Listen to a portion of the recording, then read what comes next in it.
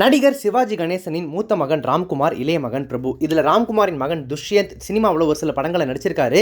சினிமாவில் போதுமான வாய்ப்புகள் இல்லாத நிலையில் பட தயாரிப்பில் ஈடுபட்டார். அப்படி அவர் தயாரித்த படம் தான் ஜகஜால கில்லாடி. இயக்குனர் எழிலோட இயக்கத்தில் விஷ்ணு விஷால், சுமதி உள்பட பல நட்சத்திரங்களுடைய நடிப்பில் அந்த திரைப்படம் உருவாகி இருந்தது. இந்த படத்தை எடுக்கிறதுக்கு தன்னுடைய மனைவி கூட சேர்ந்து தனபாக்கியம் என்கிற நிறுவனத்துக்கிட்ட பணம் வாங்கியிருக்கார் துஷ்யந்த். ஆனால் உரிய நேரத்திற்குள்ளாக அந்த பணத்தை திருப்பி தரல. இதன் காரணமாக அந்த நிறுவனம் துஷ்யந்த் மேல நீதிமன்றத்தில் வழக்கு தொடர்ந்திருந்தாங்க. அந்த வழக்கை விசாரித்த நீதிமன்றம் சிவாஜிக்கு சொந்தமான அன்னை இல்லத்தை ஜப்தி செய்ய உத்தரவிட்டது. இது ரசிகர்கள் மட்டுமல்ல, தமிழ் திரையுலகத்தினரையே கிட்டத்தட்ட அதிர்ச்சி அடைய வச்சிருச்சு அப்படின்னு சொல்லலாம். சிவாஜியின் அன்னை இல்லம் தனக்கு சொந்தமானது, அதனால் ஜப்தி உத்தரவை ரத்து செய்ய வேண்டும் அப்படின்னு சொல்லி பிரபு சார்பில் மனு தாக்கல் செய்யப்பட்டிருந்தது.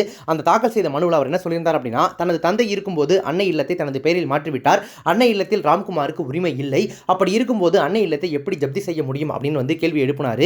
இந்த நிலையில தான் நடிகர் பிரபு தாக்கல் செய்திருந்த மனு மீதான விசாரணை சென்னை உயர்நீதிமன்றத்தில் சமீபத்தில் நடந்திருக்கு. அதுல நடிகர் பிரபு தான் அன்னை இல்லத்தின் உரிமையாளர். அதனால் ஜப்தி உத்தரவை நீக்க பதிவுத்துறைக்கு சென்னை நீதிமன்றம் உத்தரவிட்டிருக்காங்க. இது பிரபுவிற்கு மட்டுமின்றி அவருடைய ரசிகர்களுக்கும், சிவாஜி கணேசன் ரசிகர்களுக்கும், தமிழ் திரையுலகத்தினருக்கும் நிம்மதியை கொடுத்திருக்கு அப்படின்னு சொல்லலாம்.